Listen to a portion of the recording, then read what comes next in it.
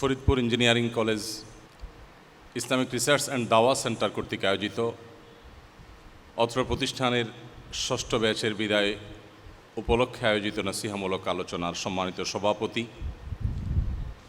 অত্র কলেজের সম্মানিত অধ্যক্ষ এবং অন্যান্য সম্মানিত শিক্ষকবৃন্দ এবং আমার প্রাণপ্রিয় শিক্ষার্থীবৃন্দ, আজকের এই গুরুত্বপূর্ণ দিনে খুবই মূল্যবান এবং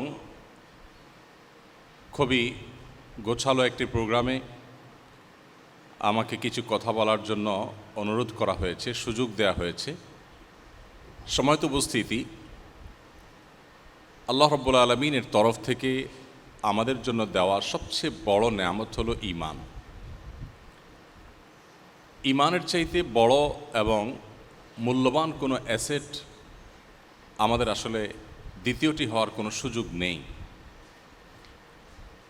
ঈমান এমন এক সম্পদ, এই সম্পদ আল্লাহ সুবহানাহু ওয়া তাআলা যাকে দিয়েছেন তিনি এটা সঠিক পরিচর্যা করেছেন, ঈমানকে তিনি যথাযথভাবে সংরক্ষণ করার চেষ্টা করেছেন।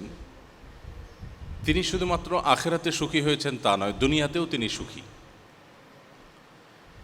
যদি ঈমান সত্যিকার অর্থে আমরা বুঝে থাকি, ঈমানকে যদি আমরা বুঝে শুনে পরিচর্যা করি এবং ধারণ করতে পারি, তাহলে আমাদের চাইতে সুখী মানুষ পৃথিবীতে আর কারোর হওয়ার কোনো সুযোগ নেই, কোনো পথ খোলা নেই।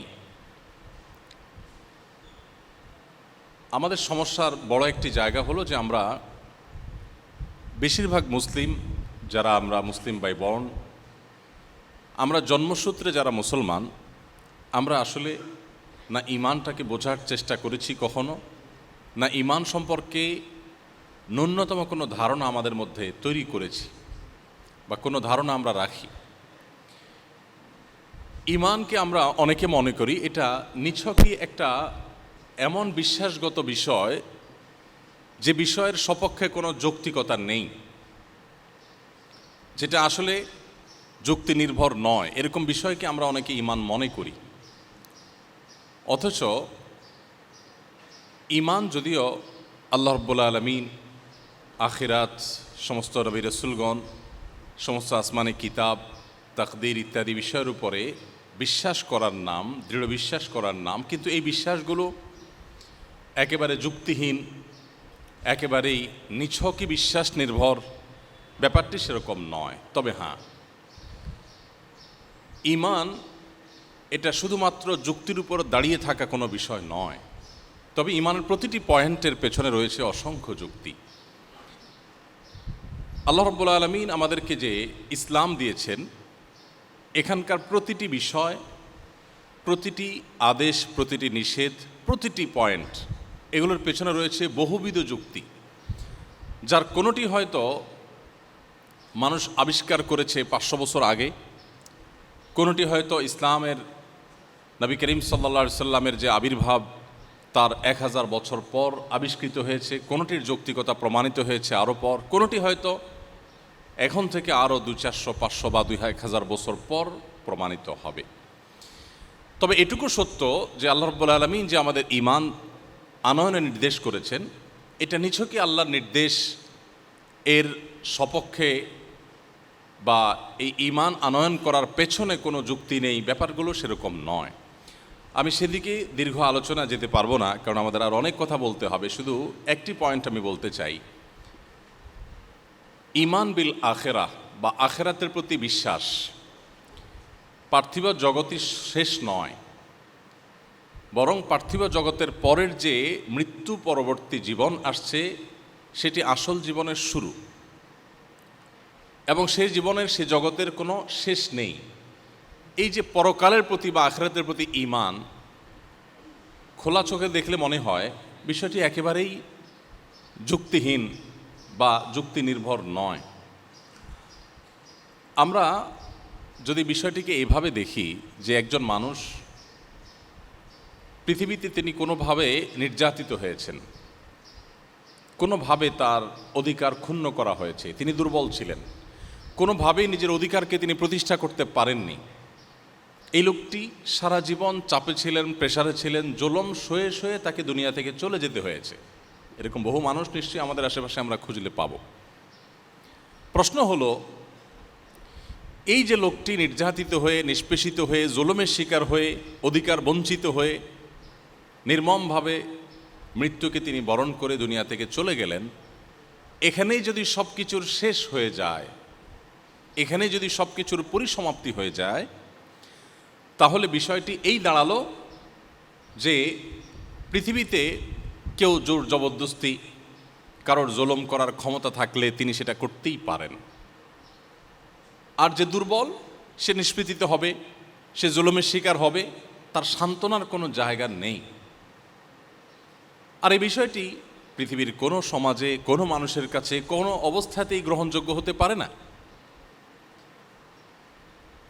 এই প্রশ্নের উত্তর বা এই পরিস্থিতির থেকে উত্তরণের কোনো পথ যারা আখিরাতের প্রতি ঈমান আনে না বা আখিরাতে বিশ্বাস করে না তাদের কাছে কিন্তু নেই। ঈমানদারের কাছে এর জবাব আছে যে একজন মানুষ তিনি দুনিয়াতে নির্যাতিত হয়ে যদি দুনিয়া থেকে চলে যান, আখিরাতে আল্লাহ রাব্বুল আলামিন তার প্রতি সুবিচার করবেন। সেখানে কারোর পেশি শক্তি, সেখানে কারোর লবিং, সেখানে কারোর কোনো অন্যায় আচরণ, কোনো কিছু করবার কোনো সুযোগ থাকবে না। অতএব যে নিষ্পেষিত হয়ে, জুলুমের শিকার হয়ে দুনিয়া থেকে মৃত্যুবরণ করলেন, অধিকার বঞ্চিত হয়ে যে ব্যক্তিকে দুনিয়া থেকে যেতে হলো, তারও একটা সান্ত্বনার জায়গা থাকছে, ভরসার একটা জায়গা থাকছে, এবং সেটার বিহিত হবে। এজন্য আখিরাত বলতে কিছু একটা আছে, অনন্ত অসীমকালের যাত্রা, এটা সত্য, মহাসত্য। এই বিশ্বাসটাই বরং যৌক্তিক, এটাকে অবিশ্বাস করা বরং অযৌক্তিক।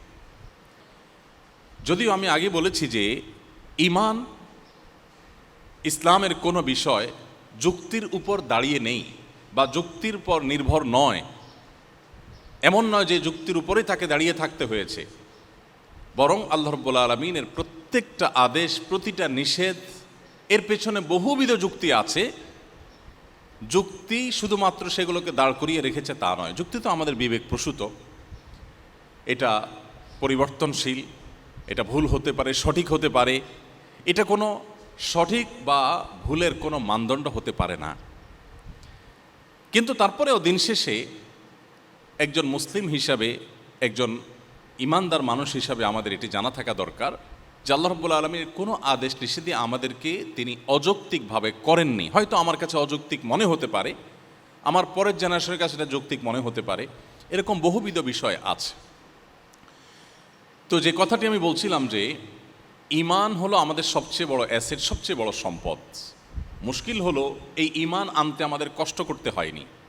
আমরা জন্মসূত্রে মুসলমান, এজন্য ঈমানের কোনো ভ্যালু, এর কোনো মূল্য বা এর কোনো মর্যাদা আমরা বেশিরভাগ মুসলমানরা অনুধাবন করি না। যেহেতু আমার মা বাবা মুসলমান, একটা মুসলিম ফ্যামিলিতে, মুসলিম সোসাইটিতে আমার জন্ম হয়েছে, সেজন্য সেই সূত্রে আমি মুসলমান। ইসলামের জন্য আমার বিশেষ কোনো পরিশ্রম করতে হয়নি, কষ্ট করতে হয়নি, ইসলাম জানার চেষ্টা করে বুঝে আমাকে মুসলমান হতে হয়নি। এজন্য এটার কদর আমার খুব একটা নেই। এর বিপরীতে আমরা যে সমস্ত মানুষদেরকে দেখি তারা ইসলামে এসেছেন অন্য ধর্ম থেকে, ইসলামকে তারা স্টাডি করেছেন, পড়াশোনা করেছেন, গবেষণা করেছেন, ইসলামকে জানার চেষ্টা করেছেন, এরপরে তারা ইসলামে এসেছেন। এই মানুষগুলো ইসলামের ব্যাপারে খুবই সিরিয়াস। তারা ইসলামকে প্র্যাকটিস করেন জেনে বুঝে। তাদের ইসলাম প্র্যাকটিসটা আমাদের সাধারণ বা গতানুগতিক বা জন্মসূত্রে মুসলমানদের মতো গুরুত্বহীনতার সাথে সাধারণত হয় না। ব্যাপারটি অনেকটা সম্পদ আহরণ করার যে প্রক্রিয়া সেটার সাথে তুলনাযোগ্য। কিছু মানুষ আছেন যারা ওয়ারিশ সূত্রে সম্পদ পান। ওয়ারিশ সূত্রে যে সমস্ত সম্পদ পান, সে সম্পদগুলো সাধারণত রক্ষণাবেক্ষণের ব্যাপারে ততটা সিরিয়াসনেস সন্তানদের মধ্যে থাকে না। আর যে সম্পদ মানুষ কষ্ট করে আহরণ করে, সে সম্পদের মর্যাদা তার কাছে অনেক বেশি থাকে, সেটাকে তিনি সংরক্ষণ করে অনেক বেশি সচেষ্ট থাকেন। আমরা অনেকে নিশ্চয়ই সেই উপমার কথা জানি যে সন্তান নিজের পরিশ্রমে, নিজের উপার্জনে কেনা চাদর, নিজের উপার্জনে কেনা জুতা, সেটা বাবার টাকায় কেনা চাদর দিয়ে মুছছেন। কারণ বাবার টাকায় কেনা চাদর, এটার প্রতি তার সেই শ্রদ্ধা বা তার সেই পরিশ্রম করে যে করতে হয়েছে, সেই ব্যাপারটি তার কাছে না থাকার কারণে তার কাছে তার কেনায় তার পরিশ্রমে কেনা জুতার গুরুত্ব মর্যাদা অনেক বেশি। কত কষ্ট করে তিনি এই টাকা সঞ্চয় করেছেন তিনি বুঝেন, এজন্য তিনি বাবার কেনা চাদর দিয়ে নিজের জুতা মুছতে কার্পণ্য করেন না। ইমানের ব্যাপারটা অনেকটা এরকম যে আমরা যারা জন্মসূত্রে মুসলমান, আমাদের একটা বিশেষ দুর্বলতার দিক হলো, ডিসঅ্যাডভান্টেজ হলো যে আমরা জন্মসূত্রে মুসলমান হওয়ার কারণে ইসলামটাকে কখনো বোঝার চেষ্টাই আমরা করিনি। ইসলামটাকে কখনো অনুভব করার চেষ্টা, উপলব্ধি করার চেষ্টা, হৃদয়ঙ্গম করার চেষ্টা আমরা করিনি। আমাদের ইমানকে যে কখনো পরিচর্যা করতে হয় এই ধারণাই হয়তো আমাদের অনেকের মাথায় কখনো আসেনি। অথচ প্রিয়নবী সাল্লাল্লাহু আলাইহি সাল্লাম তার অত্যন্ত স্নেহের একজন সাহাবীকে বলেছেন জাদ্দিদু, সাহাবীদেরকে বলেছেন তিনি, জাদ্দিদু ঈমানাকুম, তোমরা তোমাদের ঈমানকে নবায়ন করো, রিনিউ করো। ঈমান যে আবার নবায়ন করতে হয়, ঈমান যে কখনো কখনো দুর্বল হয়ে যায় এবং সেটা যে অনেক সময় শূন্যের কোটায় চলে যায়, ঈমানের পারদ যে অনেকটা নেমে যায়, আবার সেটাকে যদি রিনিউ করতে হয়, এই ধারণা আমাদের অনেক মুসলমানদের মধ্যে নেই। যার কারণে আমরা অনেক কিছুর যত্ন নিলেও ঈমানটার যত্ন নেওয়ার প্রয়োজনীয়তা কখনো অনুভব করিনি। সম্মানিত উপস্থিতি, আজকের এই অনুষ্ঠানের মাধ্যমে আমি আপনাদেরকে বিনীতভাবে অনুরোধ করতে চাই যে আমাদের ঈমানটাকে আমরা সংরক্ষণ করবার চেষ্টা করি, ঈমানকে পরিচর্যা করার চেষ্টা করি। কিভাবে করতে পারি? প্রথমত, ঈমান সম্পর্কিত জ্ঞান অর্জন করার মাধ্যমে। ঈমান সম্পর্কিত জ্ঞান অর্জন যদি আমরা না করি, কিসে আমাদের ঈমান রক্ষা হয়, কিসে আমাদের ঈমান নষ্ট হতে পারে, ঈমান বিষয়টা কি, এগুলো সম্পর্কে আমাদের পড়াশোনা করা দরকার, জানাশোনা থাকা দরকার। আমাদের মুসলমানদের একটা দুর্বলতার দিক, বিশেষ করে এই সাবকন্টিনেন্টের মুসলমানদের একটা দুর্বলতার দিক হলো যে আমরা পড়ে শুনে জেনে শুনে মুসলমান খুবই কম। আমরা ম্যাক্সিমাম মানুষ হলাম শুনে শুনে মুসলমান। শুনে শুনে মুসলমান আর পড়াশোনা করে মুসলমানের মধ্যে পার্থক্য আকাশ এবং পাতাল। একজন মানুষ যখন ইসলামটাকে জানার চেষ্টা করেন, বোঝার চেষ্টা করেন, এরপর তিনি ইসলাম প্র্যাকটিস করেন, তার ইসলামটা যতটা উপভোগ্য হয়, তার ইসলামটাকে তিনি যতটা এনজয় করতে পারেন, ইসলামটা পালন তার কাছে যতটা তৃপ্তিদায়ক হয়, একজন মানুষ গতানুগতিক মুসলিম হয়ে ইসলাম পালন করলে সেটি তার কাছে অনেকটা বোঝা মনে হয়। সেটি তিনি জাস্ট করার জন্য করা, সেই দিক থেকে তিনি করেন। এই জন্য ঈমান সম্পর্কে আমাদের জানা থাকা দরকার, পড়াশোনা করা দরকার। আমি অত্যন্ত আনন্দিত হয়েছি যে এই কলেজে আলহামদুলিল্লাহ সেই ব্যবস্থাপনা আছে। ইতোমধ্যে আলহামদুলিল্লাহ এখানে নানামুখী দাওয়াতি কার্যক্রম হয়ে থাকে এবং এখানে শিক্ষার্থীদের উদ্যোগে, শিক্ষকদের সহযোগিতায় আলহামদুলিল্লাহ কোরআনে কারিমের হিফজের ব্যবস্থাও আছে এবং দিন শেখার আয়োজন আছে। আফটার কলেজ প্রোগ্রাম এখানে রয়েছে আলহামদুলিল্লাহ। এটা আপনাদের জন্য অনেক বড় সৌভাগ্যের একটি বিষয়। বিশেষ করে শিক্ষা জীবনে এরকম একটা সুযোগ থাকা, এটা আমাদের জন্য আল্লাহর পক্ষ থেকে অনেক বড় একটি নেয়ামত। আমি আশা করব যে সে নেয়ামতের সর্বোচ্চ আপনারা কদর করার চেষ্টা করবেন। সম্মানিত উপস্থিতি, আমি শুরুতে বলছিলাম যে ঈমান আমাদেরকে শুধু আখিরাতে নয় দুনিয়াতেই সুখী করবে। মানুষকে সুখী করার জন্য ঈমানের চাইতে পাওয়ারফুল আর কোনো বিষয় হতে পারে না। কিভাবে? আমি সেই জায়গায় যাচ্ছি। ঈমানের বিষয়টি হলো এত গুরুত্বপূর্ণ যে যার ঈমান ঠিক আছে, ঈমানটা বিশুদ্ধ, শিরক মুক্ত, নিফাক বা কপটতা মুক্ত, পিওর, তার সে ঈমান, এটি যদি তিনি সঠিকভাবে নিজের মধ্যে ধারণ করতে পারেন, ভালো কাজ পরিমাণে তিনি যদি কমও করেন, আল্লাহর কাছে ঈমানটা সঠিক থাকার কারণে যেটুকু ভালো কাজ করেছেন তার বিনিময় পাবেন। আর যদি ঈমানের মধ্যে ভেজাল থাকে বা ঈমানটা সঠিক না থাকে বা সংশয়পূর্ণ ঈমান থাকে, আমাদের মুসলমানদের একটা বড় অংশ আছেন যাদের ঈমানটা সংশয়পূর্ণ ঈমান, যাদের ঈমানটার মধ্যে দৃঢ়তা নাই, দৃঢ় বিশ্বাস নাই। কোরআনে কারিমের একেবারে শুরুতেই সূরা বাকারাতে আল্লাহ তাআলা বলেছেন, আলিফ লাম মিম যালিকাল কিতাব লা রাইবা ফীহি হুদাল লিল মুত্তাকিন আল্লাযীনা ইউমিনুনা বিল গায়বি ওয়া ইউকিমুনাস সালাহ ওয়া মিম্মা রাযাকনাহুম ইউনফিকুন।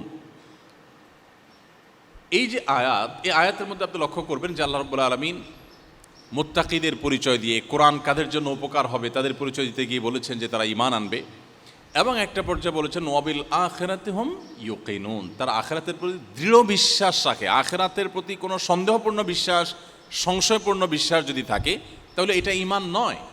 ঈমান হলো সংশয়ের ঊর্ধ্বে দৃঢ় বিশ্বাসের নাম।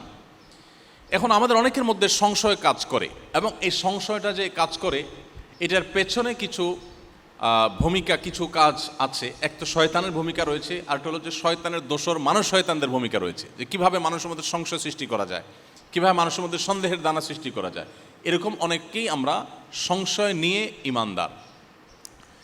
সংশয়মুক্ত ঈমান এটার উপমা হলো, আমার সামনে যদি কোনো একটি মোমে আগুন জ্বালানো থাকে, আমি কখনো সে আগুনে হাত দেব না। কেন হাত দেব না? কারণ আমি জানি যে আগুনে হাত দিলে আমার হাত পুড়ে যাবে। আগুনে হাত দিলে যে আমি ক্ষতিগ্রস্ত হব, কষ্ট পাবো, আমার হাত পুড়ে যাবে, এই জিনিসটির প্রতি আমার দৃঢ় বিশ্বাস আছে, কোনো সংশয়পূর্ণ বিশ্বাস নয়। যার কারণে কেউ আমাকে জোর করেও সে আগুনে হাত দেয়াতে পারবে না। ঠিক একইভাবে ঈমান মানুষকে পরিচালিত করে। আমরা যে যতটা সৎ সে ততটা ঈমানদার। মুসলমানদের মধ্যে যে যতটা সৎ সে ততটা ঈমানদার, যে যতটা অসৎ সে ততটা ঈমান থেকে দূরে। কারণ কারোর মধ্যে যদি এই বিশ্বাস থাকে যে পৃথিবীর প্রত্যেকটা কাজ, আমাদের দুনিয়ার জীবনের প্রত্যেকটা কাজের হিসাব আল্লাহর কাছে দিতে হবে, এটা যদি দৃঢ় বিশ্বাস থাকে, এবং জাহান্নাম এবং জান্নাতের প্রতি তার যদি দৃঢ় বিশ্বাস থাকে, তাহলে সে কখনো অসৎ পথে চলতে পারে না। অতএব যে যতটা খারাপ পথে চলছেন তার ভেতরে ঈমানের দুর্বলতা তত বেশি, আর যিনি যতটা নিজেকে সংযত করতে পেরেছেন তার ভিতরে ঈমানের পাওয়ার তত বেশি। এজন্য ঈমানটা যেহেতু আমাদেরকে পরিচালিত করে, আমাদের বিশ্বাসটাই যেহেতু আমাদেরকে নিয়ন্ত্রণ করে, আমি যা বিশ্বাস করি সে অনুযায়ী পদক্ষেপ নিয়ে থাকি। অতএব আমার সব কিছুর আগে আমার বিশ্বাসের পরিচর্যা, আমার ঈমানের পরিচর্যা করতে হবে। ঈমানের পরিচর্যার জন্য, ঈমানকে দৃঢ় করবার জন্য দুটি বিষয় খুব বেশি কার্যকর ভূমিকা রাখে। এর একটি হলো কোরআনে কারীমের তিলাওয়াত, বিশেষ করে কোরআন বুঝে পড়া, আর অপরটি হলো প্রিয় নবী সাল্লাল্লাহু আলাইহি সাল্লামের সিরাত, তার পুরো জীবনী আগাগোড়া স্টাডি করা, পড়া। আমার ক্ষুদ্র অভিজ্ঞতা হলো, ইসলামে যারা এই পর্যন্ত এসেছেন অন্য ধর্ম থেকে, সেটা সেই নবী করিম সাল্লাল্লাহু আলাইহি সাল্লামের সময় থেকে নিয়ে আজও পর্যন্ত, ইভেন যে সমস্ত অন্য ধর্মাবলম্বী ভাই বোনেরা ইসলামে এসেছেন আমার হাতে, আমার কাছে, তাদের প্রত্যেককে আমি একটি কমন প্রশ্ন করার চেষ্টা করেছি। আমি জিজ্ঞাসা করার চেষ্টা করেছি যে আপনি ইসলামে কেন আসছেন? কারণ আমি জানি যে আমাদের মুসলমানদের যে অবস্থা, আমাদের যে কাজ কারবার, আমাদের যে লেনদেন, আমাদের যে উঠা বসা, আমাদের যে ক্যারেক্টার, আমাদের যে চরিত্র, আমাদের যে কর্মকাণ্ড, এগুলো দেখে অন্য কোনো ধর্মের মানুষ ইসলামে আসার কোনো কারণ থাকতে পারে না। আমাদের যে অবস্থা, তাতে বরং দুর্বল ঈমানের মুসলমানরা ইসলাম থেকে চলে যায় কিনা সে আশঙ্কা আছে। অন্য ধর্ম থেকে ইসলামে আসার তো কোনো কারণ থাকতে পারে না। এই জন্য আমি কৌতূহলী হয়ে জিজ্ঞাসা করার চেষ্টা করি নমুসলিমদেরকে যে আপনি ইসলামে কেন আসছেন ভাই, কোন জিনিসটা আপনাকে ইসলামে টেনে আনছে? আমি প্রথম মনে করতাম যে হয়তো কোনো আলেম, কোনো স্পিকার, কোনো আলোচক, কোনো স্কলারের বক্তব্য, কারো লেকচার বা কোনো বই পুস্তক পড়ে মানে ইসলামে এসছেন। কেউ কেউ সেভাবে বা সেই কারণে ইসলামে আসেনও, কিন্তু আমার অভিজ্ঞতা বলে ম্যাক্সিমাম মানুষ যারা অন্য ধর্ম থেকে ইসলামে এসছেন তারা এই দুটি কারণে, অর্থাৎ হয় তারা কোরআন পড়েছেন, আর না হলে নবী করিম সাল্লাল্লাহু আলাইহি ওয়াসাল্লামের সিরাত পড়েছেন।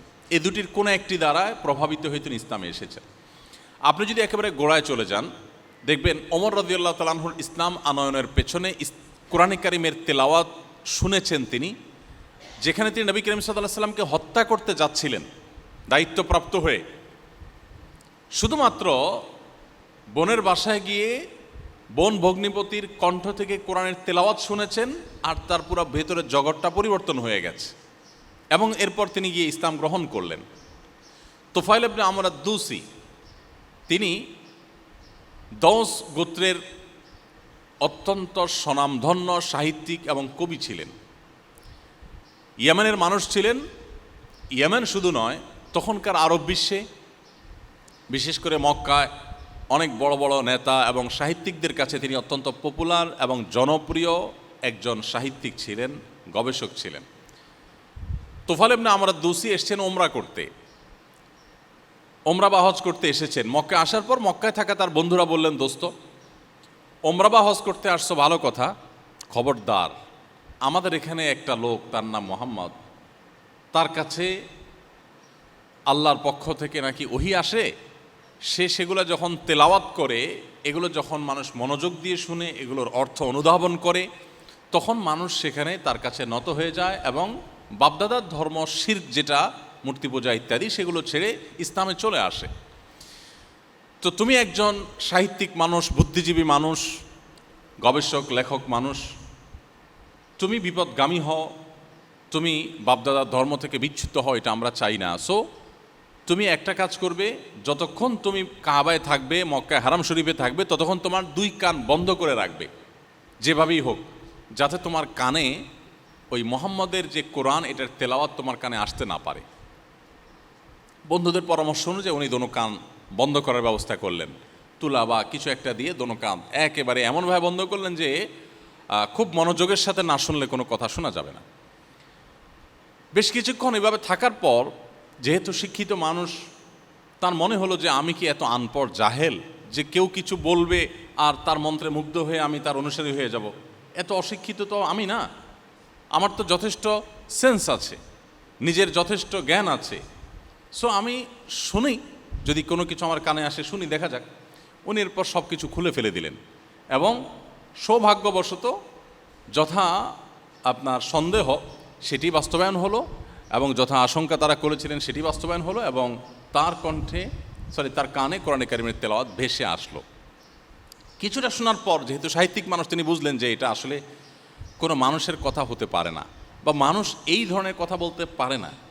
তিনি তখন অনেকটা ব্যাকুল হয়ে গেলেন মুহাম্মদ সাল্লাল্লাহু আলাইহি ওয়াসাল্লামের সাথে সাক্ষাৎ করবার জন্য। কিন্তু মুশকিল হলো, মক্কার বড় বড় নেতারা, যারা তার দোস্ত বন্ধুবান্ধব, তারা যদি শুনে যায় তাহলে মান সম্মান যাবে, তারা তাকে হ্যাও করবে, হাসাহাসি করবে, তুমিও ধরা খেলে।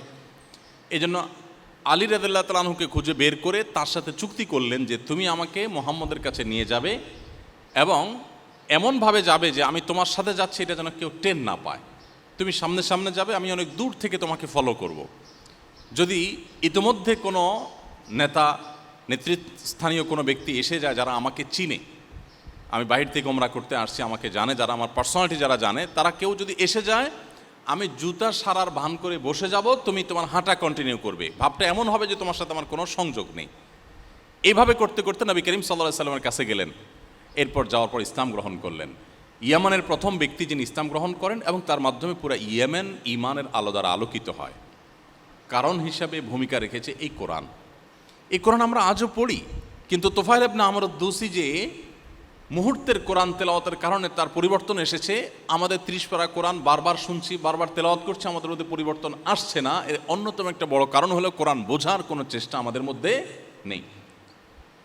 আমরা আমাদের আসুন্নাহ ফাউন্ডেশন থেকে 2024 থেকে 2025-এর রমাদানের মধ্যবর্তী এই 12 মাস, পুরো বছরটাকে আমরা কোরআন বর্ষ ঘোষণা করে সারা দেশের সর্বস্তরের মানুষকে কোরআনে কারিম বুঝে পড়ার প্রতি আমরা উদ্বুদ্ধ করে একটা প্রতিযোগিতার ঘোষণা দিয়েছি এবং সেই প্রতিযোগিতায় আমরা 15 লক্ষ টাকার পুরস্কার ঘোষণা করেছি এবং প্রথম, দ্বিতীয়, তৃতীয় যারা হবেন তাদের জন্য রয়েছে সম্পূর্ণ বিনা খরচে ওমরার ব্যবস্থা।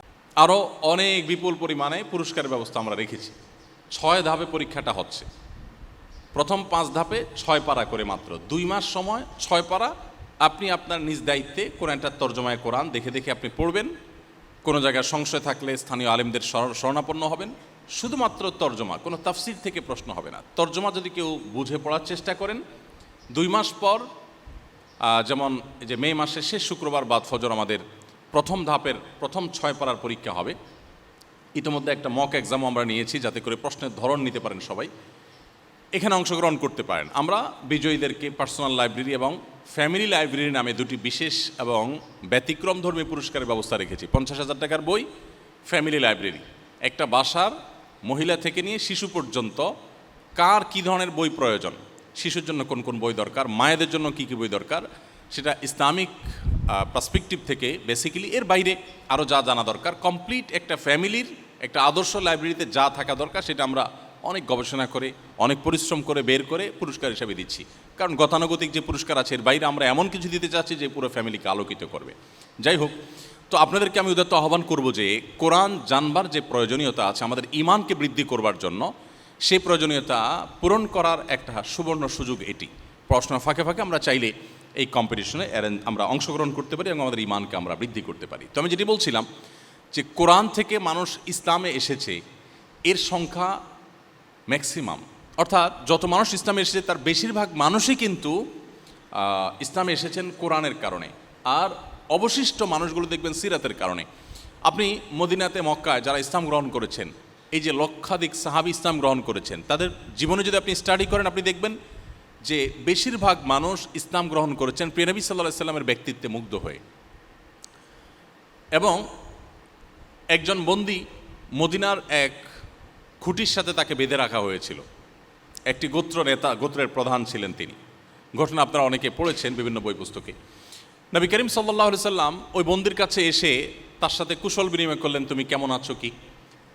লোকটি বেশ ক্রুদ্ধ হয়ে নবী সাল্লাল্লাহু আলাইহি সাল্লামের সাথে একরকম অসৌজন্যমূলক জবাব দিলেন, কথাবার্তা বললেন। নবী সাল্লাল্লাহু আলাইহি সাল্লাম খুব ধৈর্যের পাহাড় ছিলেন। তার জীবনে এত ঘাত প্রতিঘাত এসেছে যে জন্মের আগে থেকে জীবনে চ্যালেঞ্জ শুরু হয়েছে, জন্মের আগে থেকে, দুনিয়ায় আসার আগে থেকে চ্যালেঞ্জের শুরু। তিনি যখন মাতৃগর্ভে তখনই বাবাকে হারিয়েছেন, চ্যালেঞ্জ সেখান থেকে শুরু।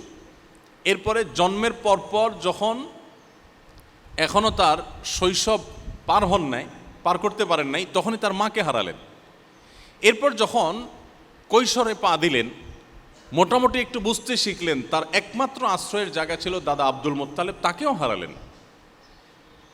এরপর যখন তার পরবর্তী আশ্রয়স্থল ছিল তার চাচা আবু তালেব, কিছুদিন যেতে না যেতেই যখন একের পর এক মানুষ শত্রুতা শুরু করলো, চতুর্পাশ থেকে আক্রমণ আসতে লাগলো, মক্কায় তার বেঁচে থাকাটাই যখন দায় হয়ে গেল, ঠিক এরকম কঠিন সময়ে তার সর্বশেষ আশ্রয়দাতা আবু তালেবকেও তিনি হারালেন।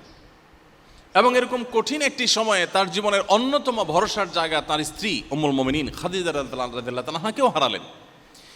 জন্মের আগে থেকে মাথায় বিপদ করে নিয়ে এসে জন্মের পর প্রতিটি পদক্ষেপে বিপদ একটির পর একটি তার সামনে এসেছে, মুখোমুখি হয়েছেন এবং এত চ্যালেঞ্জের বাধা পাহাড় মাথায় নিয়ে সামনে অগ্রসর হয়েছেন। এরপর মক্কায় যে অবশিষ্ট দিনগুলো ছিল সেগুলো ছিল নির্যাতনের, নিষ্পেষণের, সেগুলো ছিল জুলুমের, সেগুলো ছিল ভয়ঙ্কর। 3 বছর লাগাতার অবরোধ তার প্রতি এবং তার অনুসারীদের প্রতি, যারাই ঈমান এনেছে তাদের প্রতি। সে অবরোধ এর ধরন কেমন ছিল?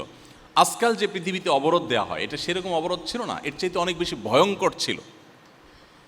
তাদের সাথে মক্কার কোনো মানুষ কথা বলতো না।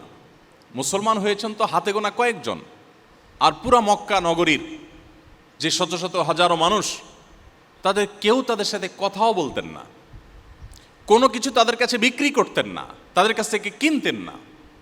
আমরা একটু যদি চিন্তা করি যে এই ধরনের অবরোধ যদি এই যুগে হয়, মানুষের হয়তো বিকল্প বহু পথ মানুষের কাছে খোলা থাকতে পারে, কিন্তু যখন মক্কার মতো জায়গায় যেখানে কোনো ফল ফসল তেমন একটা হয় না, সম্পূর্ণই মরুভূমি, রুক্ষ একটি জায়গা, পাহাড়ি একটা এলাকা, সেখানে যদি সমাজের সর্বস্তরের মানুষ সামান্য কয়েকজন মানুষের সাথে এই ধরনের অবরোধ করে এবং সেই অবরোধটা যদি টানা 3 বছর কন্টিনিউ করে, তাহলে পরিস্থিতি কতটা ভয়াবহ হতে পারে। সাহাবীদের ক্ষেত্রে, প্রিয় নবী সাল্লাল্লাহু আলাইহি ওয়াসাল্লামের ক্ষেত্রে সেটাই হয়েছিল। আপনারা জানেন, সিরাত গ্রন্থগুলো যারা পড়েছেন তারা বলতে পারবেন যে ওই সময়টাতে মুসলমানরা, সাহাবীরা জীবন বাঁচাবার জন্য গাছের লতা পাতা খেতে হয়েছে, এমন এমন জিনিস খেতে হয়েছে যেটা মানুষ সাধারণত খায় না, খেতে পারে না, শুধুমাত্র জীবন রক্ষা করবার জন্য। এরকম ভয়ঙ্কর অবরোধ করা হয়েছে। তাকে হত্যা করবার জন্য একাধিক উদ্যোগ নেওয়া হয়েছে, বারবার উদ্যোগ নেওয়া হয়েছে। একটা একটা করে প্রত্যেকটার মোকাবেলা তিনি করেছেন, সবগুলোকেই তিনি ফেইল করেছেন। তিনি নিজে টিকে ছিলেন এবং তার মিশনকে তিনি নিয়ে সামনে অগ্রসর হচ্ছেন এত সব বাধার মধ্যে। এরপর একটা পর্যায়ে বাধা এমন পর্যায়ে চলে গেল যে মক্কায় তিনি আর থাকতে পারলেন না, তাকে হিজরত করে চলে যেতে হলো মদিনায়। মদিনায় গিয়ে যে পরদেশে, প্রবাসে, ভিন দেশে গিয়ে যে শান্তিতে থাকবেন সে সুযোগও ছিল না। সেখানে যাওয়ার পর মক্কা থেকে যারা তাকে নিজের মাতৃভূমি থেকে বিতাড়িত করে ছেড়েছে, তারাই কিন্তু প্রিয় নবী সাল্লাল্লাহু আলাইহি সাল্লামের প্রতি নানাভাবে ষড়যন্ত্র, যুদ্ধ, এগুলো একটার পর একটা চাপিয়ে দিয়েছে। আপনারা জানেন বদর হয়েছে, উহুদ হয়েছে, খন্দক হয়েছে, বড় বড় যুদ্ধ হয়েছে, সর্বগ্রাসী আক্রমণ হয়েছে, মদিনাকে ঘিরে ফেলার চেষ্টা করা হয়েছে। অর্থাৎ দূর দেশে গিয়ে যে শান্তিতে থাকবেন মুসলমানরা, নবী সাল্লাল্লাহু আলাইহি ওয়াসাল্লাম, সেই সুযোগও ছিল না। পদে পদে চ্যালেঞ্জ ছিল এবং বাধা ছিল, এবং সেটা একমুখী বাধা নয়, বহুমুখী বাধা। অর্থনৈতিকভাবে দুর্বল করার চেষ্টা, রাজনৈতিকভাবে দুর্বল করার চেষ্টা, অস্তিত্বকে নিশ্চিহ্ন করে ফেলার চেষ্টা, ঐক্যবদ্ধ চেষ্টা, আবার বিচ্ছিন্ন প্রচেষ্টা, এমনকি আরবের বাইরের যে সমস্ত তখনকার রোমান সম্রাট ছিল তাদেরকে নানাভাবে নবী সাল্লাল্লাহু আলাইহি ওয়াসাল্লামের ব্যাপারে সংক্ষুব্ধ করা এবং তাদেরকে লেলিয়ে দেওয়া, নানাভাবে চেষ্টা করা হয়েছে। অবাক করা বিষয় হলো, একটা মানুষের জন্মের আগে থেকে এত বাধা, এরপর জন্মের পর একটার পর একটা বাধা পাহাড় ডিঙ্গিয়ে তিনি চূড়ান্তভাবে তার মিশনকে সাকসেস করে আকাশে তুলে রেখে তারপর দুনিয়া থেকে চলে গেছেন। কত বছরের ব্যবধানে? আমরা যদি মদিনার জীবনটাকে শুধু কাউন্ট করি, যে নিজে স্বাধীনভাবে কাজ করার সুযোগ বাধা সত্ত্বেও যেটুকু পেয়েছেন সেটুকু মদিনায় পেয়েছেন, আর সেটি ছিল 10 বছর। 10 বছরে পুরো পৃথিবীর পট পরিবর্তন করে দিয়েছেন, পৃথিবীর ইতিহাসের গতিপথ সম্পূর্ণ চেঞ্জ করে দিয়ে দুনিয়া থেকে চলে গেছেন। তার পথে কোনো গোলাপ বেছানো ছিল না, প্রতিটা পদে পদে কাঁটা ছিল।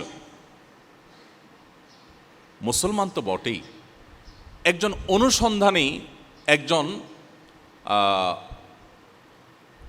ন্যূনতম ইতিহাস সম্পর্কে জানতে আগ্রহী মানুষ হিসেবে আমাদেরকে প্রিয় নবী সাল্লাল্লাহু আলাইহি ওয়াসাল্লামের জীবন ইতিহাসটা কেন জানা প্রয়োজন, সেজন্য আমি এতগুলো কথা বললাম।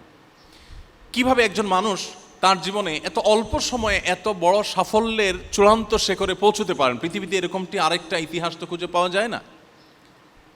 এবং একটি কথা আমি প্রায় বলি, মুহাম্মদ সাল্লাল্লাহু আলাইহি ওয়াসাল্লাম শুধু নন, যত নবী রাসূল পৃথিবীতে এসেছেন তাদের কাউকে এখনও যদি কেউ কোনো কটু কথা বলে, আমরা আমাদের নবীর কথাই বলতে পারি, মুহাম্মদ সাল্লাল্লাহু আলাইহি ওয়াসাল্লামকে যদি কেউ কোনো খারাপ কথা বলে, মন্দ কথা বলে, পৃথিবীতে লক্ষ লক্ষ কোটি কোটি মানুষের হৃদয়ে কিন্তু রক্তক্ষরণ হয়। মানুষ সত্যিই কষ্ট অনুভব করে, কষ্ট পায়। 1400 বছর আগে তো দূরের কথা, 500 বছর আগে চলে গেছেন পৃথিবী থেকে এমন কোনো ক্ষমতাধর রাজা কিংবা জনপ্রিয় কোনো ব্যক্তিত্ব কিংবা কোনো ভালো মানুষ আপনি দেখাতে পারবেন না, যে লোকটাকে ঢাকার গুলিস্তানের মোড়ে দাঁড়িয়ে তার 14 গোষ্ঠী ধরে যদি কেউ গালিগালাজ করে বা নিন্দামন্দ করে বা তাকে খারাপ কথা বলে, তাহলে একজন মানুষও বলবে যে আমি হৃদয়ে কষ্ট অনুভব করছি। একটা মানুষও আপনি হয়তো পাবেন না। অর্থাৎ তাকে কি বললো না বললো এতে কারোর কিছু আসে যায় না। কিন্তু মুহাম্মদ সাল্লাল্লাহু আলাইহি ওয়াসাল্লাম প্রায় 1500 বছর হতে যাচ্ছে দুনিয়া থেকে তিনি চলে গেলেন, এত সময় পার হওয়ার পর এখনো পর্যন্ত তাকে নিয়ে কেউ কটু কথা বললে পৃথিবীর সমস্ত মুসলমানদের মনে কষ্ট অনুভব হয়। কি ছিল তার মধ্যে যার কারণে 1500 বছর ধরে তার ভালোবাসা মানুষের অন্তরে এইভাবে গেঁথে আছে? কি ছিল? এই আগ্রহের জায়গা থেকে আমাদের প্রিয় নবী সাল্লাল্লাহু আলাইহি ওয়াসাল্লামের জীবনীটা, সিরাত গ্রন্থ আমাদের শুরু থেকে শেষ পর্যন্ত কমপক্ষে একবার হলেও জীবনে পড়া উচিত। আমি কথা বলছিলাম ঈমান প্রসঙ্গে, যে আমাদের ঈমানকে যদি আমরা নবায়ন করতে চাই, শক্তিশালী করতে চাই, ঈমানকে যদি আমরা পরিচর্যা করতে চাই, আমি যদি শুনে শুনে মুসলমান না হয়ে বুঝে শুনে মুসলমান হতে চাই, তাহলে আমাকে কোরআন পড়তে হবে বুঝে এবং সিরাত পাঠ করতে হবে নবী সাল্লাল্লাহু আলাইহি ওয়াসাল্লামের। এ দুটি, এর কোনো বিকল্প পথ কিন্তু নেই। আপনি সিরাতের প্রতিটি পদে পদে দেখবেন আপনার ঈমান বৃদ্ধি পাচ্ছে। আমি শুধুমাত্র একটা এক্সাম্পল দেই। নবী করিম সাল্লাল্লাহু আলাইহি ওয়াসাল্লাম স্বপ্নে দেখলেন মদিনায় আসার পর যে তিনি তার সাহাবীদেরকে সাথে নিয়ে মক্কায় গিয়ে ওমরা করছেন, তওয়াফ করছেন, সাই করছেন, ওমরার কার্যক্রমে আছেন, এহরামরত আছেন, এটা তিনি স্বপ্নে দেখলেন। আর নবীদের স্বপ্ন কিন্তু আমাদের মতো নয়। নবীদের স্বপ্নটা ওহী, অর্থাৎ এটা আল্লাহর পক্ষ থেকে প্রত্যাদেশ। তিনি যেটা স্বপ্নে দেখেন এটা বাস্তব। তিনি স্বপ্ন দেখার পর সাহাবীদেরকে বললেন যে দেখো, আমি তো স্বপ্নে দেখেছি যে আমরা সবাই ওমরা করব, মক্কায় যাব। তার মানে আল্লাহ তাআলা ইন্ডিকেট করছেন যে আমাদের মক্কায় যাওয়া উচিত, আমাদের ওমরা করা উচিত, আমরা ওমরা করব, যেহেতু আমি দেখেছি স্বপ্নে, এটাই বাস্তব হবে। নবীদের স্বপ্ন অন্য সাধারণ মানুষের মতো নয়। সাহাবীরা যথারীতি প্রস্তুতি নিলেন, উনিও প্রস্তুতি নিলেন, সবাই এহরাম পরে চলে গেলেন ওমরার উদ্দেশ্যে। এবং নবী করিম সাল্লাল্লাহু আলাইহি ওয়াসাল্লাম পরিবারের সদস্যরাও সাথে ছিলেন, হাজার হাজার সাহাবীদেরকে নিয়ে ওমরার উদ্দেশ্যে চলে গেলেন। হুদায়বিয়া নামক জায়গায় যাওয়ার পর তাকে সেখানে বাধা দেওয়া হলো এবং মক্কার মুশরিকরা তাকে ঢুকতে দিলেন না। এবং শেষ পর্যন্ত বহু আলোচনা পর্যালোচনার পর ঐতিহাসিক হুদাইবিয়া সন্ধি চুক্তি সেখানে হয়। সেই চুক্তি অনুসারে প্রথম কথাই হলো যে তোমরা যারা এবছর ওমরার জন্য এখানে এসেছো, অলরেডি তারা এহরাম পরে এসেছেন এবং ওমরার পরে তারা আল্লাহর শুকরিয়া আদায় করবার জন্য যে যে কার্যক্রম আছে সবগুলোর প্রস্তুতি তারা নিয়ে এসছেন, সব সাথে আছে এবং এহরামরত আছে। যারা মক্কায় গেছেন, মদিনায় গেছেন, ওমরা বা হজ করেছেন, তারা জানেন যে এহরাম এর পোশাক পরার পর মানুষের মনোজগতের মধ্যে কেমন একটা আকুলতা আসে, কেমন ব্যাকুল অবস্থা তৈরি হয়, কীরকম আবেগঘন একটা পরিবেশ তৈরি হয়। ঠিক এই সময়টা যদি কাউকে বলা হয় যে আপনি রিটার্ন চলে যান, আপনাকে ওমরা করতে দেওয়া হবে না, এই কষ্টটা কোন মাত্রার হতে পারে সেটা বলাই বাহুল্য। যাই হোক, সাহাবীরা সবাই একেবারে মক্কার কাছাকাছি চলে গেলেন, হুদাইবিয়া চলে গেলেন, এহরামরত আছেন। ওই মুহূর্তে মক্কার মুশরিকদের সাথে চুক্তি হলো যে না, তোমরা এবছর রিটার্ন যাবে, তোমাদেরকে মক্কায় ঢুকতে দেওয়া হবে না, আগামী বছর তোমরা ওমরা করবে। এখন যারা এই বছর বাধা দিয়েছে, সামনের বছর যে বাধা দিবে না তার কোনো গ্যারান্টি নেই, বাট চুক্তি হয়ে গেছে, উভয় পক্ষর থেকে স্বাক্ষর হয়ে গেছে। সাহাবীদের মনের অবস্থা বলাই বাহুল্য, খুব মনোবেদনায় আছেন। নবী করিম সাল্লাল্লাহু আলাইহি সাল্লাম নির্দেশ করছেন, সাহাবীদের মধ্যে সেটা কোনো মানে অ্যাক্টিভিটিস দেখা যাচ্ছে না, সেটা পালন করার কোনো মানসিকতা দেখা যাচ্ছে না। নবী সাল্লাল্লাহু আলাইহি সাল্লাম নিজেও চিন্তিত হয়ে পড়লেন যে কী ব্যাপার, যে সাহাবীরা আমার নির্দেশ দেওয়ার আগে তারা প্রস্তুত থাকে, এখন তারা কোনো কথাই মানছে না। সবাইকে বলা হচ্ছে মাথা চুল চেঁচে ফেলার জন্য যে ওমরার সর্বশেষ কার্যক্রম, যদিও তো অফসাই করি নাই, যেহেতু বাধাগ্রস্ত হয়েছে, আমরা মাথা চুল চেঁচে হলক করে আমরা ফেরত যাব। সাহাবীরা কেউ চাচ্ছেন না। নবী করিম সাল্লাল্লাহু আলাইহি সাল্লাম চিন্তিত হয়ে পড়লেন। এই যে একটা কঠিন সময়, এই কঠিন সময়ে আমরা হলে কি করতাম, একটু যদি আমরা ভাবি, আমরা হলে কি করতাম। সবার মধ্যে এই প্রশ্ন আসতো, আমরা খুব ভদ্রতার সাথে হলেও বলতাম, হে আল্লাহর রাসূল, আপনি না স্বপ্নে দেখেছেন যে আমরা ওমরা করছি এবং সেই স্বপ্নের বাস্তবায়নের জন্য আপনি আমাদের নিয়ে এসছেন। এখন দেখা গেল যে কই, আমরা ওমরা তো করতে পারছি না, আপনি বলছেন ফেরত যেতে, তাহলে আপনার স্বপ্ন বাস্তবায়ন হলো কই? নবীদের স্বপ্ন তো ভুল হয় না, তো আপনি সত্য নবী হয়ে থাকলে এটা কিভাবে হলো? নিশ্চয়ই আমরা এরকম প্রশ্ন করতাম। সাহাবীদের কারোর মনে হয়তো এই প্রশ্ন আসে নাই। ঐতিহাসিকগণ হুদায়বিয়ার ঘটনার বর্ণনা উল্লেখ করতে গিয়ে কোনো সাহাবীর এরকম কোনো মন্তব্য দেখাতে পারেননি, কারণ মনে এরকম সন্দেহ ছিল না। আমি যে সন্দেহের ঊর্ধ্বে থেকে ইমান, সন্দেহাতীত ইমান, দৃঢ় বিশ্বাসের যে ইমান, সেটার কথা বলছিলাম, এটা হলো তার এক্সাম্পল। আপনি যখন সিরাত পড়বেন তখন দেখবেন যে এরকম একটা পরিস্থিতি তৈরি হয়েছে যে ইমান চলে যাওয়ার উপক্রম, ইমান থাকার কথা নয়, কিন্তু সাহাবীদের ইমান সম্পূর্ণ অটল ছিল। তারা বিশ্বাস করতেন মুহাম্মদ সাল্লাল্লাহু আলাইহি সাল্লাম যা বলেছেন সেটা সত্য, আমার চোখ যদি দেখে তার বিপরীত কিছু, তো আমার চোখ মিথ্যা। সেটা হয়তো প্রমাণ হতে পারে এক সময় যে আমার চোখ মিথ্যা দেখেছে, ভুল দেখেছে, কিন্তু তিনি ভুল বলতে পারেন না। সাহাবীদের সে বিশ্বাস ছিল। পরবর্তী দেখা গেল কি, 1 বছর পর তারা ঠিকই মক্কায় গিয়ে তারা ওমরা করলেন। শুধু ওমরা করলেনই তা নয়, তারা 1 বছরের ব্যবধানে তারা পুরো মক্কাকে বিজয় করলেন, জয় করলেন। তো নবী করিম সাল্লাল্লাহু আলাইহি সাল্লামের স্বপ্ন যেটা তিনি দেখেছেন, সাহাবীদেরকে সে স্বপ্ন বাস্তবায়ন করার জন্য সাথে নিয়ে গেছেন, বাধাগ্রস্ত হয়ে ফিরে এসেছেন। আমরা হলে অনেকে সেখান থেকেই বেঈমান হয়ে যেতাম, কিন্তু সাহাবীদের ঈমান এত বেশি অটল ছিল যে কোনো কিছুতে সেটা থেকে তাদেরকে টলাতে পারে নাই। সম্মানিত উপস্থিতি, এজন্য আপনাদেরকে আমি অনুরোধ করলাম যে আমাদের ঈমানকে পরিচর্যা করবার জন্য জীবনে একবার হলেও কোরআনের শুরু থেকে শেষ পর্যন্ত একটু বুঝে পড়া এবং নবী করিম সাল্লাল্লাহু আলাইহি সাল্লামের সিরাত গ্রন্থ, তার জীবনী গ্রন্থ, কমপক্ষে একটি জীবনী গ্রন্থ শুরু থেকে শেষ পর্যন্ত একবার পড়া, এই দুটি বিষয় আমাদের ঈমানকে বৃদ্ধি করতে, ঈমানকে মজবুত এবং স্ট্রং করতে অনেক বেশি সহযোগিতা করবে ইনশাআল্লাহ তাআলা। এর পাশাপাশি আপনারা যারা বিদায়ী শিক্ষার্থী, বিদায়ী ব্যাচ আছেন, আপনাদেরকে আমরা বলতে চাই যে আপনারা যখন কর্মের জগতে প্রবেশ করবেন, সেরকম জগতে প্রবেশ করার পর অনেক প্রতিকূল পরিবেশ আপনাদেরকে পেয়ে বসবে। এরকম প্রতিকূল পরিবেশে আপনার ঈমানকে ধরে রাখার জন্য আপনার প্রয়োজন হবে বিশেষ বিশেষ প্রচেষ্টা। এর ভিতরে একটা হলো যেটা আমি বললাম যে কোরআন এবং সিরাত, এই দুটিকে আপনি আঁকড়ে ধরবেন এবং ভালো করে পড়বেন। ভালো করে পড়লে সবচেয়ে বড় লাভ হবে যে আপনার ইসলামটাকে আপনি এনজয় করতে পারবেন। ইসলামটা আপনি শুধুমাত্র আন্ধাধুন্ধা ইসলাম বা যা শুনে শুনে ইসলাম পালন করার যে বিষয় সেখানে থাকবে না। আপনি ইসলামটা বুঝে বুঝে ইসলাম গ্রহণ করলে বা ইসলাম পালন করলে প্রতিটা ইবাদতে আপনি আলাদা তৃপ্তি অনুভব করবেন ইনশাআল্লাহ তাআলা। সেই সাথে দ্বিতীয় যে বিষয়টি আমি বলতে চাই তা হলো ইসলামটা আমাদের শেখা দরকার। ঈমানকে পরিচর্যা তো আমরা করবই, এর পাশে ইসলামটা শেখার চেষ্টা করব। ইসলাম শেখার ব্যাপারে আমাদের তেমন কোনো প্রচেষ্টা দেখা যায় না। আমরা শুনে শুনে মুসলমান বেশিরভাগ ক্ষেত্রেই যা সবাইকে করতে দেখছি আমরা তাই করছি, আমাদের ইসলাম নিয়ে পড়াশোনা খুব একটা করা হয় না। আমরা ইসলামটা শেখার জন্য যদি ভালো ভালো কিছু বই পড়ি, যেমন ডক্টর খন্দকার আবদুল্লাহ জাহাঙ্গীর রহমাহুল্লাহ ইসলাম বিশ্ববিদ্যালয় কুষ্টিয়ার আল হাদিসের প্রফেসর ছিলেন, মারা গেছেন। স্যার বেশ কিছু বই আছে একেবারে ইসলামের বেসিক বিষয়গুলো জানার জন্য অনেক বেশি উপকারী। এই বইগুলো যদি আপনার কাছে থাকে, আপনি যদি পড়েন, এরকম আর অনেক বই আছে যে বইগুলো আমাদেরকে ইমানের বেসিক বিষয়গুলো, ইসলামের বেসিক বিষয়গুলো জানতে সহযোগিতা করবে। এগুলো যদি আমার কাছে থাকে এবং পুরো বই যদি আমি ভালো করে পড়ি, অনেকগুলো কোর্স আছে, যেমন আপনাদের এখানে আফটার কলেজ কোর্স আছে, আমি শুনলাম এই কোর্সটা সম্পর্কে আমি জানি, খুবই সুন্দর এবং চমৎকার একটি কোর্স। এই কোর্সটা আপনাকে ইসলামের বেসিক বিষয়গুলো জানতে দারুণভাবে সহযোগিতা করবে। আপনি যদি এখানে ইনভলভ হন, যারা এখনও আরও 2-1 বছর আসেন এই কলেজে ইনশাআল্লাহ, তারা যদি ইনভলভ হন এবং শিখেন, তাহলে সেক্ষেত্রে আপনি দেখবেন যে এর আগের ইসলাম আর এর পরের ইসলাম আপনার কাছে আসমান এবং জমিন তফাত, অনেক বেশি ব্যবধান আপনার কাছে মনে হবে। এই জন্য আমি আপনাদেরকে অনুরোধ করব, প্লিজ, আপনারা শিক্ষিত মানুষ, আপনারা এদেশের উন্নয়নে আপনাদের প্রত্যেকের দক্ষতা অনুযায়ী আপনারা ভূমিকা রাখবেন। শুধু এদেশ নয়, বিশ্ব মানবতার কল্যাণে আপনারা প্রত্যেকে নিজেকে যার যার মতো নিজ জায়গা থেকে আপনারা অবদান রাখবেন।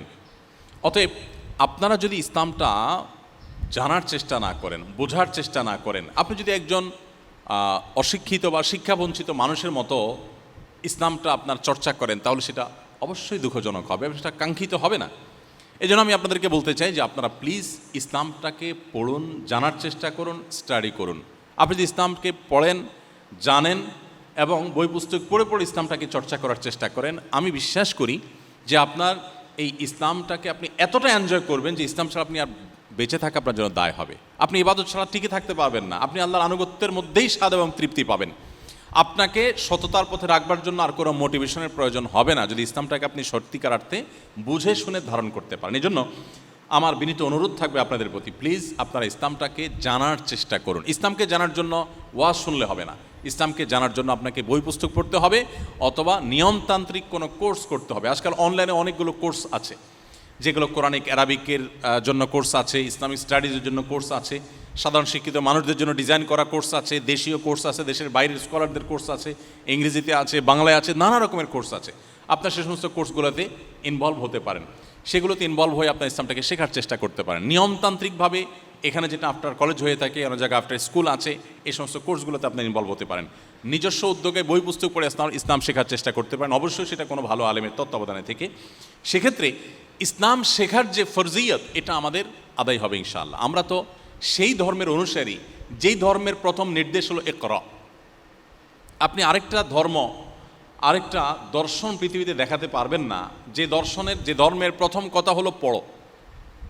আমাদের কোরআনের প্রথম আয়াত কি? ইকরা। প্রথম শব্দই হলো ইকরা, পড়ো। আজ 2024-এ যখন আমরা আছি, এখন শিক্ষার গুরুত্ব সম্পর্কে গোটা পৃথিবীর মানুষ সচেতন। একজন না খেয়ে থাকা মানুষ, খেটে খাওয়া মানুষ, পরিশ্রমী মানুষ, একজন অশিক্ষিত মানুষ, দিনমজুর মানুষ, তিনিও তার সন্তানকে শিক্ষিত করার প্রয়োজনটা উপলব্ধি করেন। কিন্তু আমরা যদি পৃথিবীর পেছনের দিকে চলে যাই, 1400 বছর তো বহুত দূরে, আমরা যদি আমাদের দেশীয় বাস্তবতায় আজ থেকে 2 দশক 3 দশক আগেও চলে যাই, অনেকে আছি আমরা, যা আমাদের শৈশবে যদি চলে যাই, আমরা দেখব যে শিক্ষার গুরুত্ব আমাদের সমাজে, আমাদের দেশে এতটা ছিল না। এখন যতটা মানুষ বুঝছে শিক্ষার প্রয়োজনীয়তা, এর গুরুত্ব, মানুষ ততটা বুঝতো না। আর সেখানে 1450 বছর আগে আপনি চলে যান এবং মুহূর্তের জন্য 1450 বছরের আগের পৃথিবীকে আপনি কল্পনা করেন, শিক্ষার প্রতি ন্যূনতম কোনো আগ্রহ মানুষের থাকা কথা নয় এবং ছিল না। ইনফ্যাক্ট সেটা ছিল না, কোনো গুরুত্ব ছিল না। মক্কার মানুষদের মধ্যে ছিল কে কত বেশি পেশি শক্তির সম্পন্ন, তার কদর ছিল এবং পেশি শক্তি সঞ্চয় করা, এটাই মানুষের জীবনের মূল টার্গেট ছিল। প্রিয় নবী সাল্লাল্লাহু আলাইহি সাল্লাম যেখানে এসেছেন, সেখানে প্রত্যেকটা মানুষের মধ্যে এই প্রবণতা ছিল। এই জন্য এই যে কন্যা সন্তান হলে জীবন্ত পুঁতে ফেলা হতো, বাপ নিজের কন্যা সন্তানকে জীবন্ত পুঁতে ফেলতেন, সেই বর্বরতার সেই সময়টিতে কেন এই কাজটি করতেন? কারণ কন্যা সন্তান যুদ্ধে ছেলের মতো ভূমিকা রাখতে পারে না। এজন্য বাবা মনে করতেন আমার একটা ছেলে দরকার, মেয়ে নয়। আজ তো নারীবাদের কথা শুনি আমরা, আজ আমরা নারী মুক্তির কথা শুনি। ইসলাম নারীকে যেই জায়গা থেকে যেই জায়গায় তুলে রেখেছে, এটা এখনকার আমরা নারী আন্দোলনকারী যারা আছেন তারা কল্পনাও করতে পারবেন না। অর্থাৎ তাদের জন্মও হয়নি, তাদের ভাবনা উদয়ই হয় নাই, তখন ইসলাম নারীকে পাতাল থেকে আকাশে তুলে রেখে দিয়েছে। কোরআনে আপনি দেখেন সবচেয়ে বড় সূরাগুলোর একটি হলো সূরাতুন নিসা, নারীদের সংশ্লিষ্ট সূরা। নবী করিম সাল্লাল্লাহু আলাইহি সাল্লামের একাধিক হাদিস রয়েছে নারীদের মর্যাদা সম্পর্কে, যে কোনো বাবা কোনো মা যদি তার সন্তান, দুটি কন্যা সন্তান হয়, তাদের যদি লালন পালন করে, সঠিকভাবে পরিচর্যা করে, কোনো প্রকার বৈষম্য না করে সন্তানদের মধ্যে। দেখুন এখন জাতিসংঘ আমাদেরকে সন্তানদের মধ্যে বৈষম্য যেন না হয়, ছেলে মেয়ের মধ্যে যেন বৈষম্য না হয়, সেটা শেখাচ্ছে। 1400-1450 বছর আগে মুহাম্মদ সাল্লাল্লাহু আলাইহি ওয়াসাল্লাম শিখিয়ে গেছেন যে কোনো প্রকার বৈষম্য যদি করা না হয় তাহলে ওই বাবা মার জন্য জান্নাত অবধারিত। এখানে ছেলে যদি কেউ 1 ডজনও জন্ম দেয় এবং তাদের সঠিক পরিচর্যা করে, তাদের জন্য আলাদা কোনো ফজিলতের কথা কোনো হাদিসে বলা হয় না, বাট মেয়েদের জন্য বলা হয়েছে যে মেয়ে সন্তানকে যদি পরিচর্যা করে, তাদেরকে রক্ষণাবেক্ষণ, তাদের সেবা যত্ন দিয়ে, শিক্ষা দিয়ে মানুষ করে তুলে, কোনো প্রকার বৈষম্য না করে, ওই বাবা মার জন্য নবী সাল্লাল্লাহু আলাইহি ওয়াসাল্লাম জান্নাতের গ্যারান্টি দিয়েছে। তার মানে কি দাঁড়ালো? মেয়েদেরকে যখন মেয়ে হিসেবে জন্মগ্রহণ করাটা যখন অপরাধ ছিল, বাবা নিজের কন্যা সন্তানকে যখন পুঁতে ফেলতো জীবন্ত, ওই সমাজে এসে শুধুমাত্র মৃত্যুর হাত থেকে রক্ষা করার, বেঁচে থাকার অধিকারই এনে দেন নাই, সমাজের সবচেয়ে মর্যাদার সাথে বেঁচে থাকার অধিকার মুহাম্মদ সাল্লাল্লাহু আলাইহি ওয়াসাল্লাম এনে দিয়েছেন, যখন এই নারীবাদের জন্মও হয়নি। আপনি পরিবেশের কথা বলবেন, আজ ফ্যাক্টরি রেভলিউশনের পর পৃথিবীতে পরিবেশ বিপর্যয় শুরু হয়েছে। তার আগ পর্যন্ত পৃথিবীতে পরিবেশ বিপর্যয়ের কথা মানুষ চিন্তাও করতে পারত না, অর্থাৎ মানুষ ভাবেইনি কখনো যে পরিবেশ এভাবে বিপর্যস্ত হতে পারে, এতটা বিপর্যয়ের মুখোমুখি হতে পারে। এখন ফ্যাক্টরি রেভলিউশনের পর গোটা পৃথিবীতে পরিবেশ বিপর্যস্ত হচ্ছে, পরিবেশ বিপর্যয়ের মুখোমুখি হচ্ছি আমরা। এখন এসে পৃথিবীর মানুষ উপলব্ধি করেছে যে প্রচুর বৃক্ষরোপণ করা দরকার, বনায়ন করা দরকার, গাছপালা ধ্বংস করা বন্ধ করা দরকার, এগুলো মানুষ বুঝছে। এখন অনেক বেশি আমাদের বৃক্ষরোপণের গুরুত্ব ইত্যাদি, এই সমস্ত সবক আমাদেরকে নিতে হয় বিভিন্ন সংস্থা থেকে, বৈশ্বিক এবং দৈশিক বিভিন্ন সংস্থা থেকে। মজার বিষয় হলো প্রিয় নবী সাল্লাল্লাহু আলাইহি সাল্লাম সেই 1450 বছর আগে আমাদেরকে বৃক্ষরোপণ করার পরে এত বেশি গুরুত্ব আরোপ করেছেন যে তিনি বলেছেন, কারোর হাতে যদি কোনো গাছের চারা থাকে, তিনি চারাটি লাগাতে যাচ্ছেন আর দেখতে পাচ্ছেন যে ইসরাফিল সিংহে ফুৎকার দিচ্ছেন, এখনই সকল প্রস্তুতি সম্পন্ন, তার মানে মহাপ্রলয় হবে, এই পাহাড় সব কিছু তুলার মতো উঠতে থাকবে, ধ্বংস হয়ে যাবে গোটা সৃষ্টি জগৎ, তাহলে এই চারা পুঁতে তো লাভ নেই। নবী সাল্লাল্লাহু আলাইহি সাল্লাম বলেছেন, এমতো পরিস্থিতিতেও সেই চারা হাতে নেওয়া ব্যক্তি যেন তার চারাটি মাটিতে পুঁতে, ধ্বংস যদি হয়েও যায় যাক, তার চেষ্টা যেন সে করে, তার পদক্ষেপ নিতে যেন সে কার্পণ্য না করে। পরিবেশ রক্ষার রক্ষা নিয়ে যাদের কনসার্ন আছে, যারা এটা নিয়ে আন্দোলন করছেন, তারা কেউ হয়তো এতটা বৃক্ষরোপণের গুরুত্ব এতটা জোর দিয়ে বলার সুযোগও এখনো পান নাই। এবং এখন পরিবেশ রক্ষার ব্যাপারে, নারীদের অধিকার রক্ষার ব্যাপারে আরও নানা রকম যে বিষয়গুলো আছে, এগুলোর ব্যাপারে কথা বলা অনেক সহজ, কারণ সেরকম যথেষ্ট কারণ আছে যে পরিবেশ রক্ষা করতে হবে। নবী সাল্লাল্লাহু আলাইহি ওয়াসাল্লাম যখন বলেছেন তখন তো পরিবেশ বিপর্যয়ের মুখোমুখি হয় নাই, তখন এই কথা বলা এটা ছিল মিরাকল, এটা তার নবী হওয়ার প্রমাণ যে অনাগত পৃথিবীতে যে সমস্যাগুলো হবে, যে সংকটগুলো হবে, সেগুলোর সমাধান তিনি তখনই বলে গেছেন, শুধু ইমপ্লিমেন্ট করার অভাব ছিল। আমরা যদি ইসলামটাকে একটু স্টাডি করি, একটু পড়াশোনা করার চেষ্টা করি, জানার চেষ্টা করি, তো আমার ইসলাম কতটা উপভোগ্য হবে, এটা আমার জন্য কতটা তৃপ্তিদায়ক হবে, এটা আমার জন্য কতটা আনন্দের হবে, সেটা আমি কোনো ভাষায় ব্যক্ত করতে পারবো না। এই জন্য সম্মানিত উপস্থিতি, ইসলামকে জানার চেষ্টা করা আমাদের দরকার, এবং জেনে শুনে যখন ইসলাম গ্রহণ করব, আমরা ইসলামকে পালন করব, সেই ইসলামটা সম্পূর্ণই ব্যতিক্রম হবে। আপনারা, আবারও বলছি, আপনারা শিক্ষিত মানুষ, আপনারা জাতির ভবিষ্যৎ, আপনারা আমাদের প্রিয় স্বদেশ, প্রিয় মাতৃভূমির উন্নয়ন, গোটা বিশ্ব মানবতার উন্নয়নে আপনারা ভূমিকা রাখবেন। আপনারা যদি আপনাদের ইসলামটা অন্য সাধারণ মানুষ যারা ইসলামকে না জেনে, না বুঝে, পড়াশোনা না করে জাস্ট দেখে দেখে ইসলাম পালন করছে, তাদের মতো আপনি ইসলাম পরিচর্যা করেন বা ইসলাম জানার চেষ্টা করেন, ইসলাম চর্চা করেন, তাহলে সেটা হবে খুবই দুঃখজনক অধ্যায়। অতএব আমি আপনাদেরকে বলতে চাই, ঈমানকে পরিচর্যার পাশাপাশি আসুন আমরা ইসলাম শেখার চেষ্টা করি, ইসলাম জানার চেষ্টা করি। এখন থেকে আপনি কিছু বই পুস্তক কিনে সেটা পড়া শুরু করে দেন, এবং কোনো জায়গায় সংশয় হলে আপনি কোনো আলেমের শরণাপন্ন হন, এবং কোনো না কোনো কোর্সে ইনভলভ হয়ে ইসলাম শেখার চেষ্টা শুরু করে দিন। নাম্বার 3, আপনারা যারা এখনও আরও 1 বছর 2 বছর এই কলেজে আছেন, আর যারা চলে যাচ্ছেন বিদায়ী ব্যাচ, আপনাদের সকলকে আমি বলতে চাই, 5 ওয়াক্ত নামাজ আপনার জীবনের যেন এমন একটি বিষয় হয় যে এটার সাথে আপনি কোনো কম্প্রোমাইজ করবেন না, কোনো অবস্থাতেই না। আপনার জীবনে এমন কোনো পরিস্থিতি আসবে না যে পরিস্থিতিতে আপনি নামাজ পড়বেন না। একমাত্র পরিস্থিতি হতে পারে আপনি সেন্সলেস হয়ে গেছেন, আপনার কোনো সেন্স নাই, আপনি বেহুশ হয়ে গেছেন, তাহলে তো আপনার আর নামাজ পড়বার শক্তি নেই। কিন্তু যতক্ষণ পর্যন্ত আপনার সেন্স আছে, ইভেন আপনি দাঁড়াবার ক্ষমতা নাই, নবী করিম সাল্লাল্লাহু আলাইহি ওয়াসাল্লাম বলেছেন বসে পড়ো, বসে পড়তে পারেন না শুয়ে পড়ো, কেন নামাজ পড়বেন? সবচেয়ে সরল উত্তর হলো আপনার আল্লাহর নির্দেশ, আল্লাহর সামনে আপনাকে যেতে হবে, দাঁড়াতে হবে, জবাবদিহি করতে হবে, আপনাকে নামাজ পড়তে হবে। এর পাশাপাশি আমি যেটি বলবো তা হলো, আমি শুরুতে একটা কথা বলেছিলাম, ঈমান শুধু আমাদেরকে আখিরাতে সুখী করবে তা নয়, দুনিয়াতেই সুখী করবে। ঈমানের পাশাপাশি নামাজ হলো মানুষের সুখের একটা মূল মন্ত্র।